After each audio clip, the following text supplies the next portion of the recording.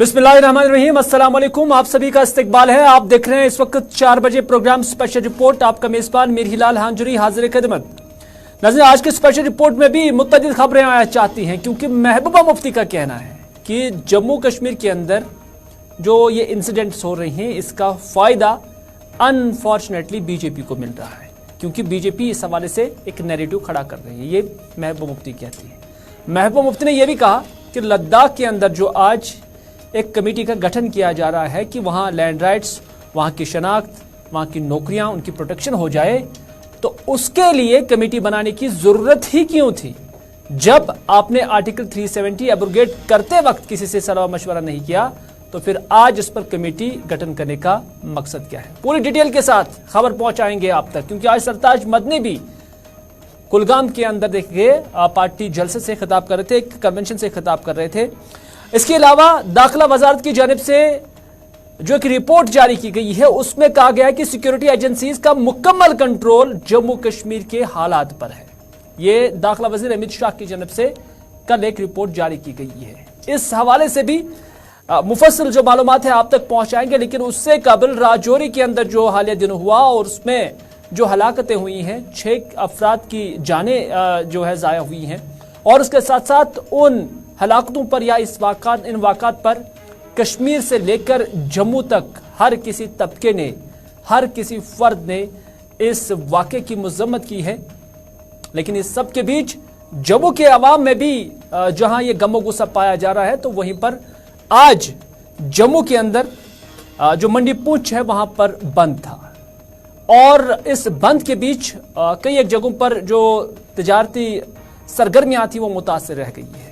न सिर्फ पूंछ के अंदर, बल्कि जम्मू डिस्ट्रिक्ट कोर्ट की जानिब से भी आज जो है कोर्ट्स के अंदर जो बार स्टेशन है उनकी जानिब से भी ये कॉल दी गई थी कि कोर्ट्स के अंदर काम मुतासर रहा, वुकला काम पर नहीं चले गए, अगर कहीं पर काम हुआ तो ज्यादा नवीयत का नहीं हुआ।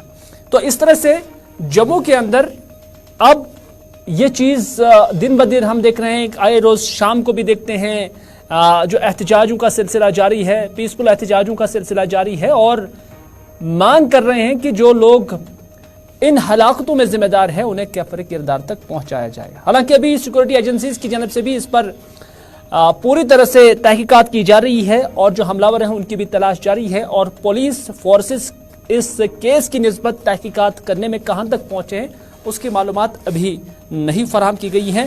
लेकिन इतना जरूर है कि जम्मू के अंदर इस वाक़े के बाद एक बात ने जन्म लिया है, वो ये है कि जो VDCs हैं, विलेज डिफेंस कमेटीज, उन्हें जो हथियार वापस लिए गए थे उन्हें वो हथियार वापस दिए जाए। ये एक तबका जम्मू के अंदर बात कर रहा है।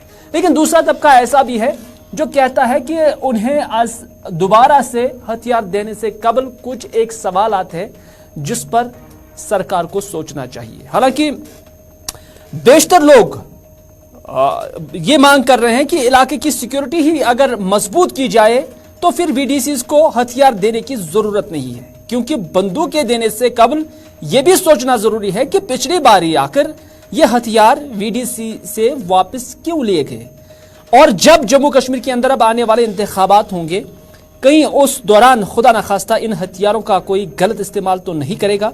ये ऐसे सवाल है जिन पर इंतजामिया को गौरखोज करना पड़ेगा और गौरखोज कर रही होगी। लेकिन जो एक तबका है जम्मू के अंदर, वो जरूर इस बात की मांग कर रहा है कि जो VDCs हैं उन्हें वो हथियार दिए जाए, ताकि आइंदा इस तरह के जो राजौरी के वाक़ात हैं, इस तरह के ये वाक़ात आइंदा जो है यहाँ पैदा ना हो जाए या अंजाम ना दिए जाए। जम्मू के अंदर मुख्तलिफ लोग इस हवाले से क्या कुछ कहते हैं, आइए वो आप तक पहुंचाते हैं। प्रोटेस्ट है हमारा, हम तो प्रोटेस्ट करते हैं कि जो इंसिडेंट हुआ है डांगरी में, रजौरी डिस्ट्रिक्ट में हुआ है, उसके स्पोर्ट में रजौरी बंद था, निशार सुंदरवानी से बंद रहा है और लोगों को प्रोटेस्ट रहा है, और आज हम भी प्रोटेस्ट करते हैं। उसमें जो लापरवाहियाँ हुई हैं, लापरवाही के बिना कोई काम नहीं होता है। जो पहले उस इलाके में पहले विलेज डिफेंस कमेटियाँ बनाई जाती थी, वो विलेज डिफेंस कमेटियाँ जो थी, थोड़ा सा उनको उसका डर रहता था कि वो रात को पहरा वगैरह देते थे, और जो पुराने एक्स सर्विस मैन हैं या रिटायर जो आर्मी के पर्सन थे, उनको इन्होंने बाकायदा प्रेफरेंस जो थी इशू की हुई थी, आज वो सारा सिस्टम उन्होंने ख़त्म कर दिया है। और वो इलाका जो है जितना भी पहाड़ी इलाका है और पहाड़ी इलाके के अंदर जो है वो जो है आंखों को छा देने वाले जो लोग हैं वो काफ़ी तादाद में आगे पीछे जो हैं किसी न किसी तरीके से आकर के उधर वो बैठ गए हैं। और बिना जब के लोकल के किसी की सपोर्ट ना हो, बाहर का कोई भी आदमी आकर के ऐसे ही इंसिडेंट नहीं कर सकता है। और जो इंसिडेंट हुआ है और इंसिडेंट करने के बाद उनकी पूरी प्लानिंग होती है किस तरीके से वो भाग जाते हैं, चाहे वो पैदल जाते हैं, चाहे वो गाड़ी में आते हैं, या किसी भी तरीके से आते हैं। और उसके बाद दूसरी लापरवाही जो हुई है, जो आईडी लगाई उन्होंने, और आईडी के बाद भी जो कैजुअल्टी हुई हैं उसमें साफ नज़र आता है कि हमारी स्क्वाड टीम में लैप्स है। अगर लैप्स नहीं होता तो कम से कम आईडी को तो डिटेक्ट कर सकते थे। जिस एरिया में वो कार्डन करते हैं 10 किलोमीटर, 15 किलोमीटर, 20 किलोमीटर हम दूर दूर तक घूमते हैं, और वो छपे थोड़े होते हैं जंगलों में, थोड़ा उनको दिखने के लिए छपेंगे कि वो हम हमको आगे देखेंगे। वो जो होता है कार्रवाई जो करते हैं वो आधे घंटे 15-20 मिनट के अंदर वो कहीं ना कहीं निकल जाते हैं। जंगलों के अंदर वो बेशुमार रास्ते हैं, वो कहीं ना कहीं नेशनल हाईवे भी जा सकते हैं, एक डिस्ट्रिक्ट से दूसरे डिस्ट्रिक्ट में जा सकते हैं, पैदल जा सकते हैं। और ये जो एसएसपी पुंछ, डीआईजी रजौरी, मैं मुकेश सिंह से जो हमारे एडीजी साहब हैं, मैं लेफ्टिनेंट गवर्नर साहब से गुजारिश करूंगा कि हमारी जो बीडीसी की गन्ने ली गई थी वापस, वो तमाम गन्ने जो हैं हमें वापस की जाएं, ताकि हम अपनी प्रोडक्शन कर सकें, ताकि हम अपने आप को बचा सकें और पड़ोसी को भी बचा सकें। मैं गुजारिश करूंगा पूरी एडमिनिस्ट्रेशन से कि जो यहाँ पर ये वाक़या उसका साथ जो लोग हमारे साथ खड़े हुए हैं, हिंदू, मुसलमान, सिख, ईसाई, अपना भाईचारा बनाकर रखें और दुश्मन को कभी कामयाब ना हो। देश के साथ, देश की सेना के साथ हम कंधे से कंधा मिलाकर खड़े हैं। बीडीसी की जो ये एक जो है एक तरफ की कहानी है, दूसरा तरफ ये भी कहता है कि हम इस वाक़े की मजम्मत करते हैं, ऐसे वाक़ात होने नहीं चाहिए, ये सरासर जुल्म है। क्योंकि आम लोग जो है, आम इंसान उनको मारा जा रहा है, क्यों कर मारा जा रहा है ये अभी समझ में नहीं आ रहा है। लेकिन ऐसे लोगों का कहना है कि हम सबको, चाहे हिंदू हो, मुस्लिम हो, सिख हो, हमें एकजुट होना चाहिए। हमें सब कुछ पुलिस और फौज के सहारे नहीं करना चाहिए, बल्कि अपने आप में भी हमें मुत्तहद होना चाहिए। हमें जो हमारा पड़ोसी है उसका साथ निभाना चाहिए, और इस बात का भी ख्याल रखना चाहिए कि जो यहाँ पर सदियों पुराना भाईचारा है, हिंदू, मुस्लिम, सिख, ईसाई का जो भाईचारा है, उसको भी नुकसान नहीं पहुंचना चाहिए। और इस सारी सूरत हाल में ऐसे अनासिर को भी मदद नहीं मिलनी चाहिए, और ऐसी डिमांड्स भी हम नहीं करने चाहिए कि किसी और अंसर को इसका फायदा मिल सके। और इस हवाले से जो कुछ सभाएं भी हुई हैं, और इन सभाओं के अंदर भी इस वाक़े की जो है मजम्मत की गई है। ये मजलिस जो हम दिखा रहे हैं, ये मेहंडर के अंदर जो है मुनक़द हुई है, और इस वाक़े की सभी लोग यहाँ पर मजम्मत करते थे। सभी जमातों ने हालांकि इस वाक़े की शदीद अल्फाज में मजम्मत की है, कश्मीर से लेकर जम्मू तक। और उन्होंने कहा कि अमन पसंद लोग पूरे खत्ते में अमन और भाईचारे को कायम रखने की बात करते हैं। ये लोग सभी बरादरियों के लोगों से अपील करते हैं कि वो आपस में इत्तेहाद रखें, यहाँ तक कि फौज और पुलिस के बजाय खुद एक दूसरे के तहफ़्फ़ुज़ और मदद के लिए भी तैयार हो जाए। पुलिस और फौज का मदद तो ज़रूरी है, लेकिन खुद भी एक दूसरे के काम आ जाए। ये दूसरे तबके की कहानी है।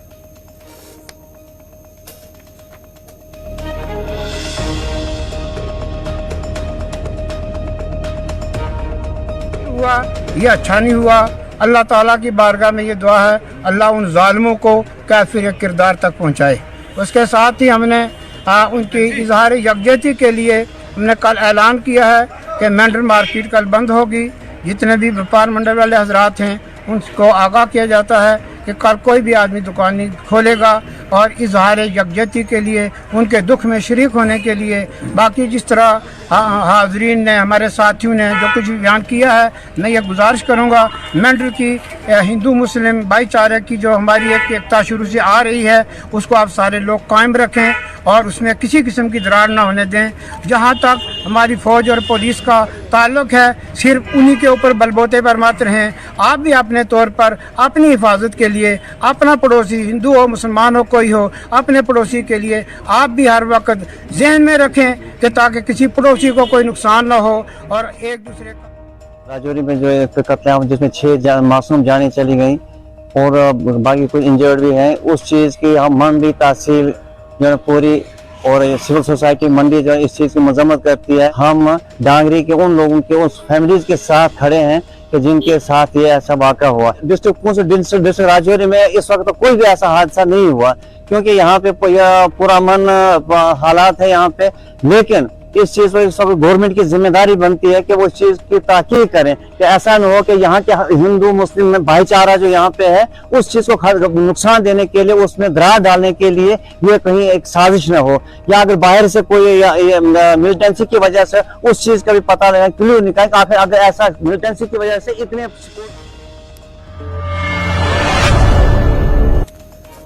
अब तक जो हमने साउंड बाइट सुनाई है, पहुंचाई है, उसमें एक बुजुर्ग कहते हैं कि हमें देखना चाहिए कि कहीं हमारे जो हिंदू मुस्लिम भाईचारे को कोई नुकसान पहुंचाने की कोशिश तो नहीं कर रहा है। एक अहम बात उन्होंने कही है, क्योंकि आने वाले वक्त में जम्मू कश्मीर के अंदर मुमकिन तौर पर इंतखाबात भी होंगे और कहीं इंतखाबात से कबल इस तरह की कोई कोशिश तो नहीं है जिससे इस वाक़े की बदौलत या इस वाक़े का इस्तेमाल करते हुए कोई मदद जो है हासिल की जा सकती। लेकिन महबूबा मुफ्ती जो है उन्होंने भी एतराज़ उठाए और उन्होंने भी सवालात उठाए और उनका कहना है कि राजौरी जैसे इन वाक़ात जिनमें हमारे लोग मर रहे हैं, जम्मू कश्मीर के लोग मर रहे हैं, बदकिस्मती से बीजेपी उस पर पूरे मुल्क में न सिर्फ मुसलमानों के खिलाफ बल्कि कश्मीरियों के खिलाफ एक नैरेटिव चलाती है जिससे यहाँ के मुसलमानों को डिमोनाइज किया जाता है, जिससे महबूबा मुफ्ती के बकौल बीजेपी को मदद मिलती है।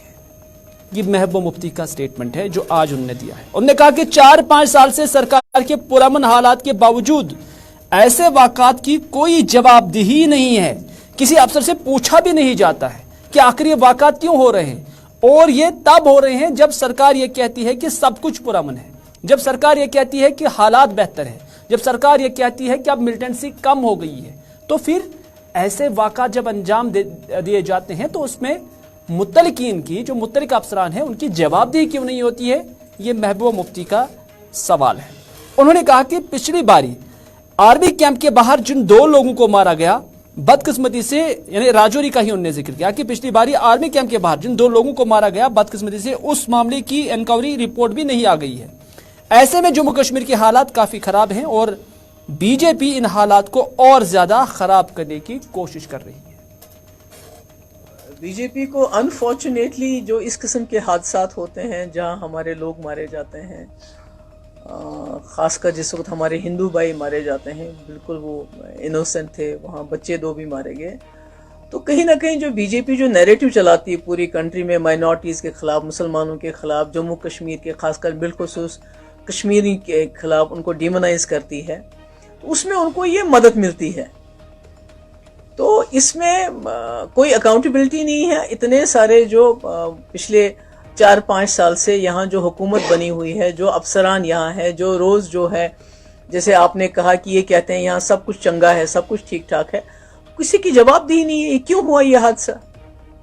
अगर वहाँ के लोग ये कहते हैं कि हम कई दिनों से इनको कह रहे थे कि यहाँ कुछ मूवमेंट हो रही है, इससे पहले आपको याद होगा कि राजौरी में आर्मी कैंप के बाहर 2 लोग मारे गए, जिसमें वहाँ के कई लोगों ने शिकायत की कि इनको जो है आर्मी के वजह से ये मर गए, उनको मार दिया। उसके बाद आर्मी ने कहा नहीं, हम इसकी इंक्वायरी करेंगे, उसकी रिपोर्ट भी अभी तक नहीं आई। तो ऐसे में जो इस वक्त जम्मू कश्मीर के जो हालात हैं वो बहुत ही ज़्यादा जो है परेशान कुन है, बहुत ज़्यादा ख़राब है, और बीजेपी जो है इनको और चले। महबूबा मुफ्ती ने इतना ही नहीं कहा, बल्कि उन्होंने लद्दाख के अंदर जो एक एम्पावर्ड कमेटी बनाई गई है उस पर भी उन्होंने अपना नुक्ते नज़र पेश किया। महबूबा मुफ्ती का कहना है कि जब जम्मू कश्मीर से दफ़ा 370 हटाई गई तो उसके बाद या उस दौरान मरकज़ी जो सरकार है उन्होंने किसी के साथ कोई मशवरा नहीं किया, कोई कमेटी नहीं बनाई है। तो आज कमेटी बनाने का ड्रामा क्यों रचाया जा रहा है, ये महबूबा मुफ्ती कहती है। उनका कहना है कि जब उस वक्त किसी से नहीं सुनी गई है, किसी से सलाह मशवरा नहीं हुआ है, तो आज ये सब कुछ क्यों किया जा रहा है, या आज ये सब कुछ करने की ज़रूरत ही क्या है। तो उन्होंने कहा कि ये एक आईवॉश ही हो सकता है और उन्हें लगता है कि इससे कोई भी फ़ायदा जो है वो जम्मू कश्मीर के आवाम या लद्दाख के आवाम को नहीं मिलने वाला है। महबूबा मुफ्ती ने यह भी कहा कि ये एक ड्रामा है और क्या सरकार अगर ये सब कुछ करना चाहेगी बगैर कमेटी के क्या नहीं कर सकती है? मुझे लगता है कि ये जुमलाबाजी के बगैर कुछ नहीं है। अगर लद्दाखियों को अपनी शनाख्त का तहफ़्फ़ुज़ होता है तो ये अच्छी बात होगी। हम सब अपनी शनाख्त खो चुके हैं, चाहे लद्दाखी हो, कश्मीर हो या जम्मू के डोगरे हों। यहाँ तक कि डोगरे अभी ज़्यादा अजाब झेल रहे हैं, ये महबूबा मुफ्ती कहती है।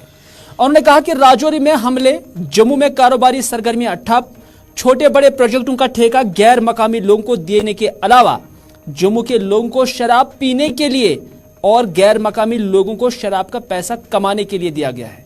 और इस तरह से भाजपा को बड़ा मैंडेट देने वाले जम्मू के लोगों की शनाख्त और उनकी इकोनॉमी तो मुतासिर हो ही गई, लेकिन अब उनके जानों पर भी बना रही है।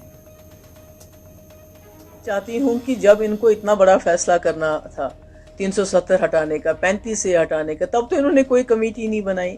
जब ये रोज हमारे यहाँ हमारे नौकरियां छीनने के, हमारी जमीन छीनने के रोज कानून पास करते हैं, उसको तो कोई कमेटी नहीं बनाते हैं। तो आज अगर लद्दाख में ये कहते हैं उनके जॉब्स, उनकी शनाख्त, उनकी ज़मीन को सिक्योर करना चाहते हैं हम, मगर उसके लिए पहले कमेटी बनानी, तो ये कमेटी बनाने का ड्रामा क्यों? अगर करना है तो सीधे कर लें। तो मुझे लगता है कि ये जुमलाबाजी के बगैर इनका कुछ नहीं होता है। अगर लद्दाखियों को उनके ज़मीन का तहफ़्फ़ुज़ मिलता है, उनकी नौकरियों का तहफ़्फ़ुज़ मिलता है, हम कश्मीरियों के लिए यह खुशकिस्मती की बात होगी, क्योंकि हम सब की शनाख्त हो गई।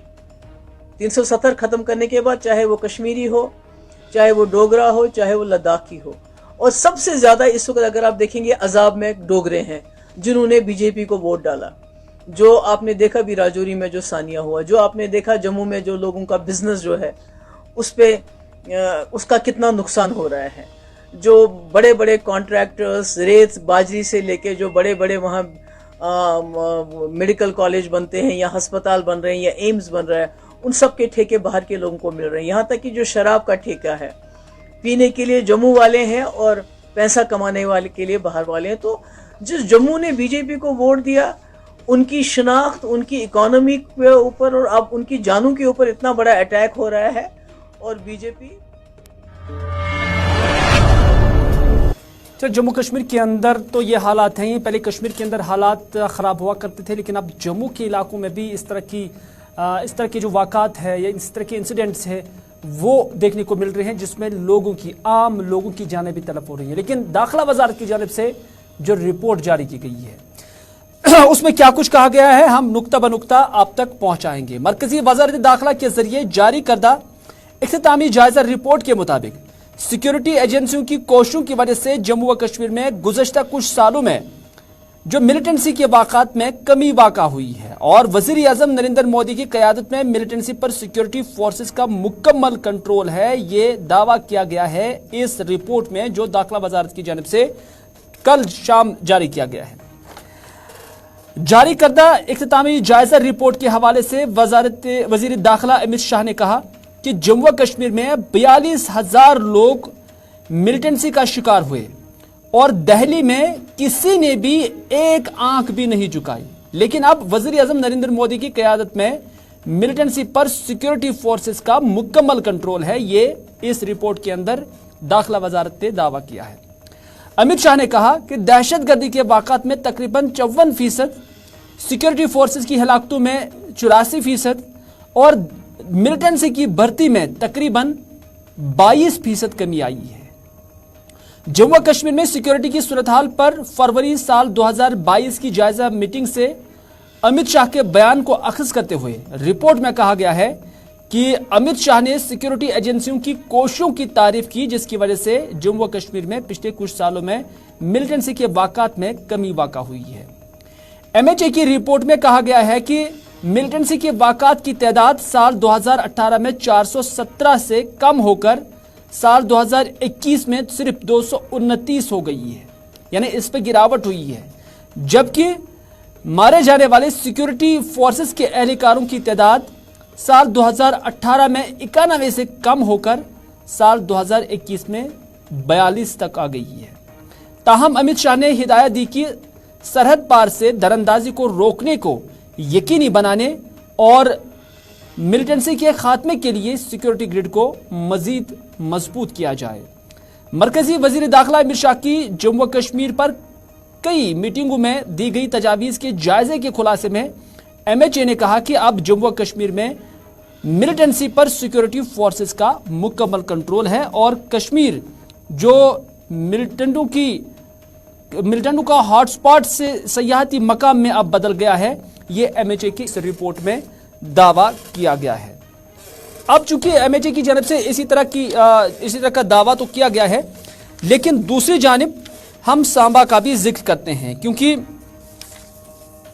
डिप्टी कमिश्नर सांबा ने अपने इख्तियारात का इस्तेमाल करते हुए जिला में रात 9 बजे से सुबह 6 बजे तक बैन अवी सरहद के 1 किलोमीटर के दायरे में शहरियों की नकलो हमल पर पाबंदी आयद की है। हंगामी हालत में शहरी अपना शनाख्ती कार्ड BSF हुकाम को पेश करके नकलो हमल की इजाजत हासिल कर सकते हैं। इस हुक्म की खिलाफ वर्जी करने वालों के खिलाफ कार्रवाई किए जाने का इंतबाह भी दिया गया है और यह हुक्म फौरी तौर पर नाफिजुल अमल होगा और ये आइंदा 2 माह तक जारी रहेगा। यानी जिला सांबा के अंदर रात 9 बजे से सुबह 6 बजे तक, यानी रात के दौरान बैन अवी सरहद के 1 किलोमीटर के दायरे में शहरियों की आवाजाही पर मुकम्मल पाबंदी, जिसे हम कर्फ्यू भी कह सकते हैं, कर्फ्यू लगा दिया गया है।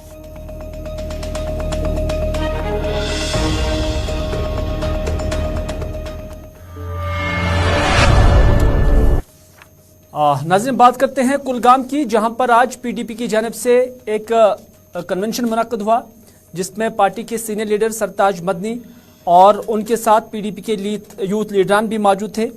और इस दौरान सरताज मदनी ने और यूथ लीडर वहीदुर रहमान पर्रा ने यहाँ लोगों से खिताब भी किया। और इस तकरीब के बाद जब मीडिया के साथ गुफ्तगू हुई तो इसमें सरताज मदनी ने कहा कि कश्मीर के हालात पर, जो आज जम्मू कश्मीर के अंदर हालात बन रहे हैं, जब हालात खराब है तो उसी वजह से महबूबा मुफ्ती ने चीफ जस्टिस ऑफ इंडिया को खत लिखा।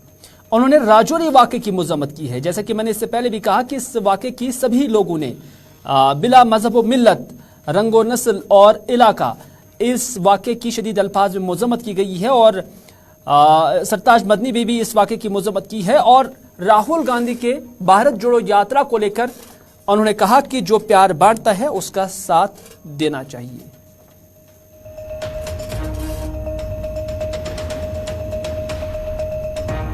वही बावर कराना चाहती है, जो PDP के मन में खदशात है वही तो बावर कराना चाहती है। इसीलिए तो महापा जी ने honourable chief justice of India को चिट्ठी लिखी, लेकिन अभी जवाब नहीं आया उसका। तो अच्छा ये बताइए, अफसोसनाक वाक़ा है, जितनी भी मजम्मत की जाए कम है। ये तो इंसानियत का कत्ल है, नहीं होना चाहिए, ऐसे वाक़ात नहीं होने चाहिए। तो 30 हम करेंगे, हम तो वेलकम। कोई प्यार बांटता है, ये तो पहला मुझे लगता है बहुत देर के बाद कोई ये कहता है कि प्यार बांटो, प्यार के साथ चलो, एक दूसरे के साथ प्यार करो, मोहब्बत से एक दूसरे को देखो।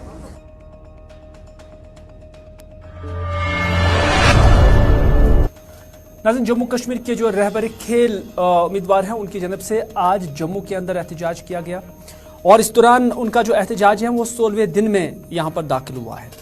उन्होंने कहा कि हमारी एक ही मांग है कि हमारे लिए जो प्रोबेशन पीरियड 7 साल का रखा गया है उससे कम करके सिर्फ 5 साल किया जाए और ये सब उन्हें तहरीरन यकीन दहानी कराई जाए। इसके अलावा ये बात भी यकीनी बनाई जाए कि तब तक जम्मू कश्मीर के अंदर यूथ सर्विस एंड सपोर्ट्स में कोई नई भर्ती ना की जाए जब तक ना ये लोग, यानी जो आज एहतजाज कर रहे हैं रहबर खेल, जब तक ना वो मुस्तकिल हो जाएं। और उन्होंने कहा कि अगर सरकार उनके एहतजाज से मुतहरिक नहीं होती है या उनके मामला की तरफ तवज्जो नहीं देती है तो हम भी अपने एहतजाज में शिद्दत लाएंगे। हमारे भाई जो है वो 3 दिन से यहाँ पे प्रोटेस्ट कर रहे हैं, लेकिन किसी को कोई भी फर्क नहीं पड़ रहा है। हमारे साथ नाइंसाफी हो रही है। हम चाहते हैं हमारे साथ इंसाफ हो। क्या मजबूरी थी मुझे इस ठंड में अपने बच्चे को श्रीनगर से यहाँ आने के लिए? बस इसीलिए इन्होंने हमें मजबूर किया यहाँ आने के लिए। हम चाहते हैं हमारे साथ इंसाफ हो। सर, हम पिछले 15 दिन से हम BJP ऑफिस पर हमेशा प्रोटेस्ट से बैठे हुए हैं, तो हमारी कहीं पे कोई सुनवाई नहीं है, ना वहाँ पे कोई किसी जगह से कोई इस कारण से कुछ मतलब बात नहीं होती आ रही है। हमने पिछली बार राजभवन श्रीनगर में एसडी साहब से मिले हुए हैं, उन्होंने मतलब वादा किया कि आपका मसला हम 7 दिन में मसला करेंगे। 7 दिन के अब 7 महीने गुजर गए, अभी तक कोई पार्टी रेस्पॉन्स नहीं मिला हुआ है। श्रीनगर के बेमना के अंदर जो जेबीसी का हॉस्पिटल है, उस हॉस्पिटल के बाहर कौमी शाहरा है और कौमी शाहरा के पार यानी जिस तरफ हॉस्पिटल है लेकिन उससे पार या उसके मुदसिल कुछ मेडिकल शॉप्स की दुकानें हैं। जो मेडिकल शॉप ऑनर्स हैं उन्होंने आज एहतजाज किया और एहतजाज में उनका कहना था कि हम 25 दुकानदार हैं जो इस मेडिकल प्रोफेशन के साथ वाबस्ता है और उनकी दुकानें हाईवे के बाहर हैं, जबकि जेबीसी अस्पताल के अहाते में यानी सड़क के इस पार अस्पताल साइड में जो मेडिकल शॉप हैं वहां पर सारे मरीज जाते हैं और अद्वियात खरीदते हैं और उसकी वजह से जो बाकी सड़क के बाहर यानी हाईवे के बाहर जो दुकानदार है उन्हें गोनो-गो मुश्किलात से दो चार होना पड़ता है और उनके पास कोई भी मरीज अद्वियात की खरीदारी के लिए नहीं आते हैं।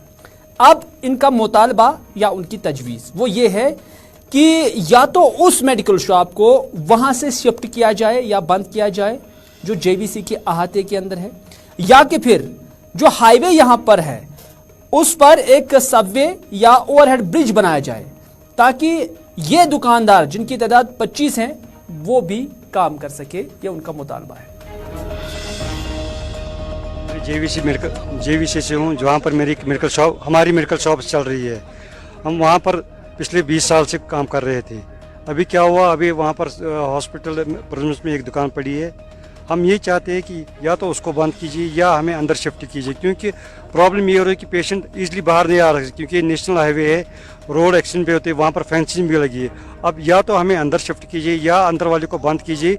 और दूसरी बात ये है, अगर गवर्नमेंट को ये हम एक प्रपोजल एक सबवे बना सकते हैं सो दैट कि पेशेंट ईजिली बाहर आ सके, ये भी एक सोल्यूशन है हमारे पास। हम इतना ही खाली चाहते हैं कि आप इस पूरे मसले को पूरी तरह से देखिए कि प्रॉब्लम कहाँ पर क्या है। हमारे लिए हम 25 दुकानें हमें भी कहीं ना कहीं वहाँ अंदर एडजस्ट। तो नाज़रीन, आज के स्पेशल रिपोर्ट में बस इतना ही। अपने मेज़बान को दीजिए इजाज़त इस वादे के साथ कि अगर जिंदगी रही तो आपसे फिर होगी मुलाकात। तब तक के लिए खुदा हाफिज़, फ़ी अमानिल्लाह।